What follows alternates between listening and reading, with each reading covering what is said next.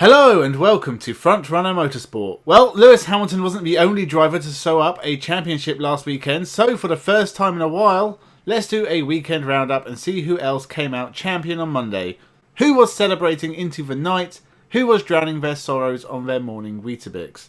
Remember to subscribe to the channel, and with that, sit back, relax, and let's begin.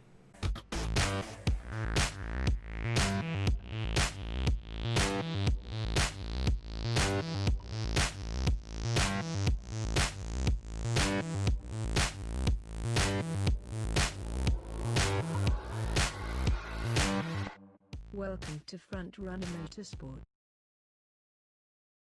Colin Turkington had an opportunity to break some records in the British touring cars this year. First 5-time champion, first to win 3 championships in a row for 35 years, and most winningest driver ever in the series. And with the advantage coming into the Brands Hatch finale, it looked like yet another Turkington title triumph. But it didn't look good from race 1. Colin Turkington was off the pace, and his title rivals were all at the front. Cammish beat Sutton and Ingram, with Turkington only 9th. It was definitely not looking good. The track was drying in race 2 and a mixture of cars on wets and slicks, but as the track continued to dry, the cars on wets dropped back and the title contenders led the way. But the championship was decided pretty much by a spinning Paul Rivette in an Audi. He broadsided the track and Turkington passed Cammish under yellows and was given a time penalty, dropping him further behind race winner and championship leader Ash Sutton. And in the final race, it was Rory Butcher took the win, and Sutton and Turkington were only 6th and 9th respectively, and the series kind of just fizzled out. But Sutton is a 2-time champion, Infiniti win their first British Touring Car Championship, and we look to 2021, when some old cars will be disappearing, such as Adam Morgan's Mercedes, as well as potentially the longest serving driver in Matt Neal, who may retire. He doesn't really get good results anymore. The 3-time champion only finished 11th overall, but after more than 700 races in the series, it will be really weird him not being there. He's been in the series as long as I've been alive. So whilst the British Touring Car Championship wrapped up in exciting fashion, World Touring Cars also came to an end. Not at Macau like in previous years, which is a shame. I love a Macau finale. I want Formula 1 to wrap up at Macau.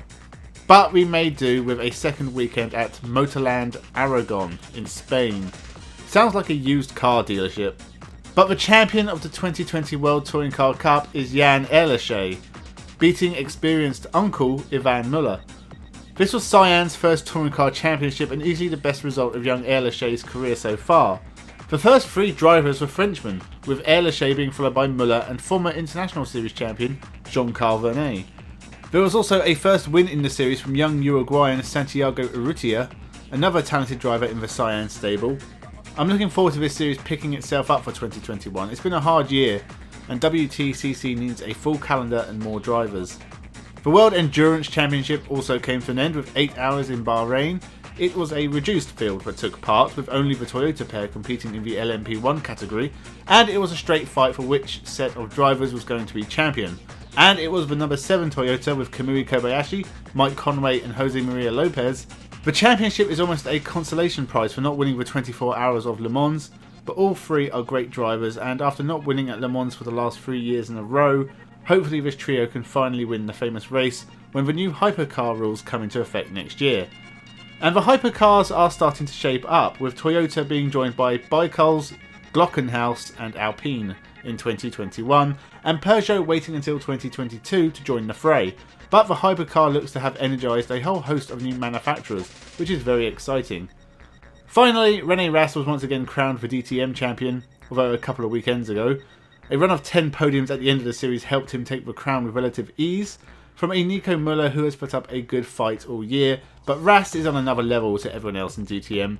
But he may not return, as he has been announced as a full-time Audi driver in Formula E, a seat he took over from Daniel Abt after Abt was caught cheating in an esports event, the scumbag.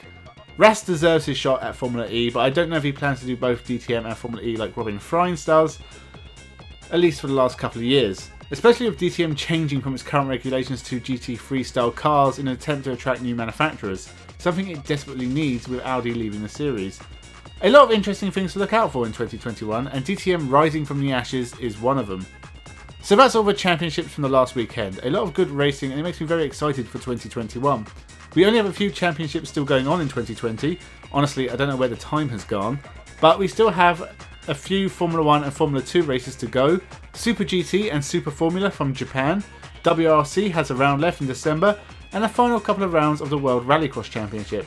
I'll be covering all the news as it happens, as well as reactions to my 2020 prediction videos, new prediction videos for 2021, previews and reviews, and all sorts of content still to come on this channel. So remember to hit the subscribe button, leave a like on the video, share it around, leave a comment. Thank you so much for watching, and have a good one.